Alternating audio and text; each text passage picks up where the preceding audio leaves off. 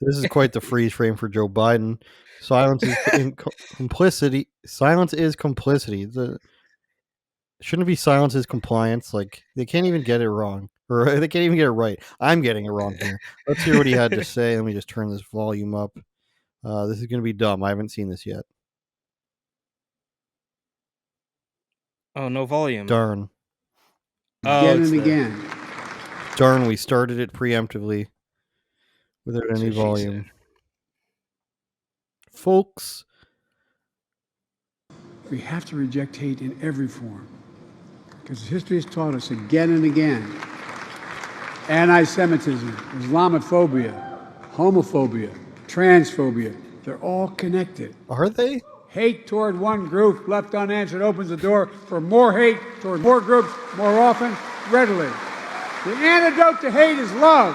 That's why the laws that actually protect equality matter. Every single American, no matter who you are, who you love, or where you come from. All of you here tonight, and all the advocates and allies across the country. I see the light that's going to triumph over the darkness. I see the hope that's going to conquer fear. I see the love that's going to overcome hate in all its forms. We got to stand up and holler. We got to stand up and holler. You cannot be silent. Silence is complicity. Silence is complicity.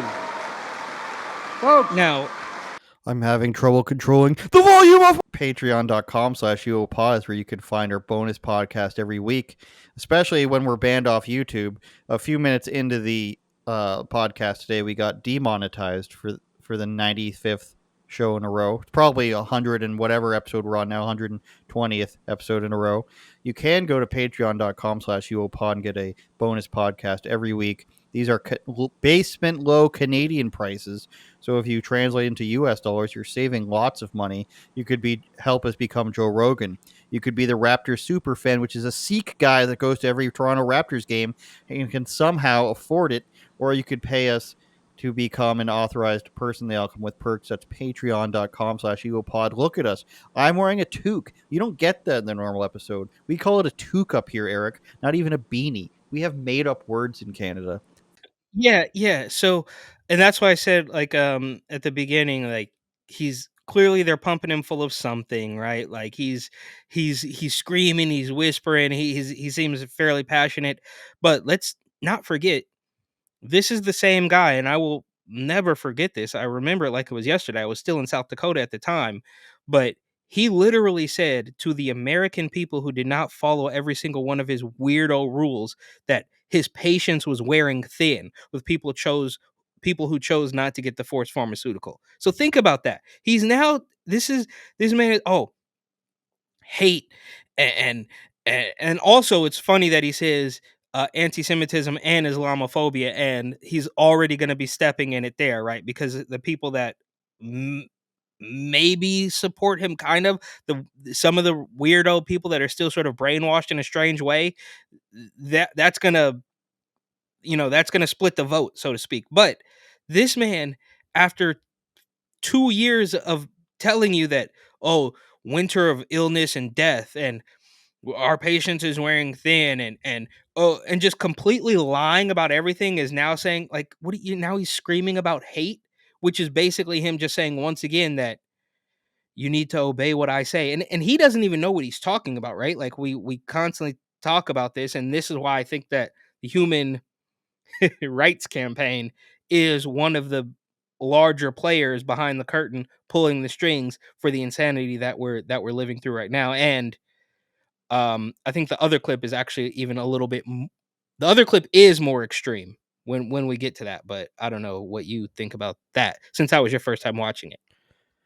I think it's one of those situations. It's tell me what the policy is so I can look it up and see that you're lying about it. Because we know that when they say love and hate and all this stuff, it's going to be what we talk about, you know, misgendering is a crime, being mean and not following pronouns is a crime. And this is what they mean. They want to enshrine things like that into human rights, into speech laws. They want to make it illegal. And So if you you can't don't do vote this. for him, you're not black. That's This is true. the same man. Like, So when he says something like that, like love will triumph, we have to make it all equal. Well, it's not all equal. I would argue that criticizing all religions is not equal. Like, fundamentally at its base, some religions are worse than others, and the worst one is clearly Islam. I mean, it's if you want to go through the history of it, like, your leader is a warlord who we know in the year in the year 700 went across the continent killing people. It's like Jesus didn't do that.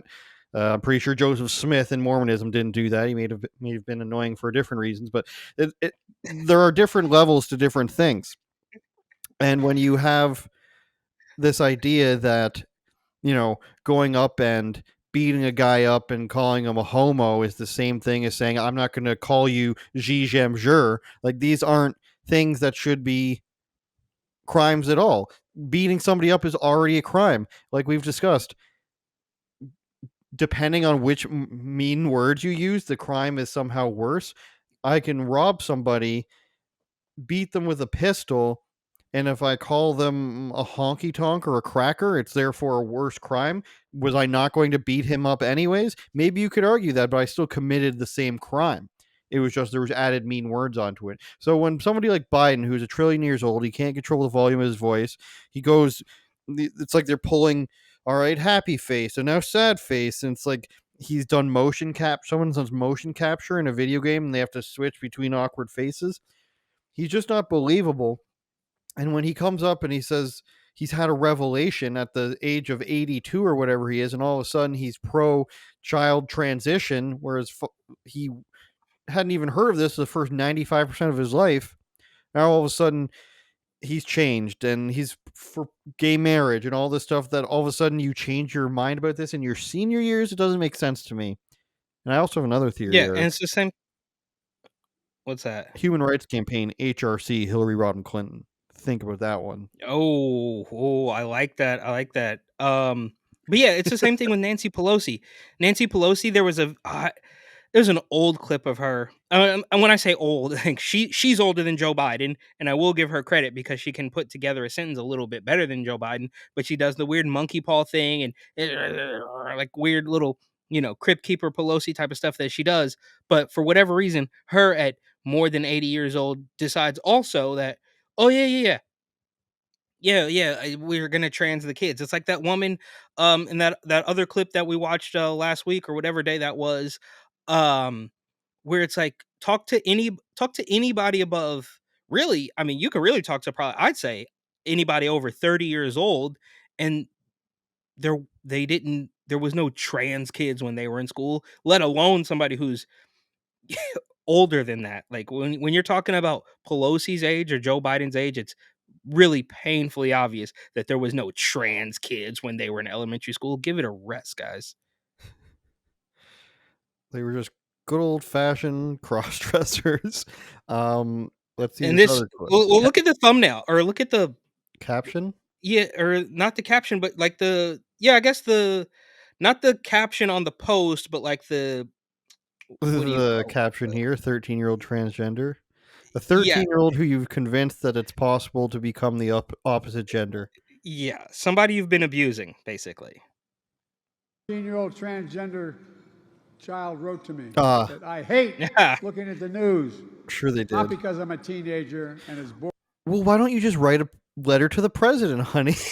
Like, it's like one of those Twitter things where somebody says, my 3-year-old turned to look at yes, me and said, Trump is mean. yes, exactly. But because it's painful. I hear adults much older than me debate about my existence when they don't even know me. Our message to young people across America must be unequivocal. You're loved, you're heard, and you're understood, and you belong. None of that means anything. None of that means you're loved, you're heard, and you belong. Like what? I mean, it doesn't Are mean we gonna go anything. ahead? It doesn't mean anything. Or I mean, how many ways? Whatever. We're gonna press X to doubt, or I'll take things that never happened for 1200. Alex, like who was this convincing with that? This is what I was talking about. Stop! Stop! Stop! Stop! Stop! I hope it's not too late. Stop!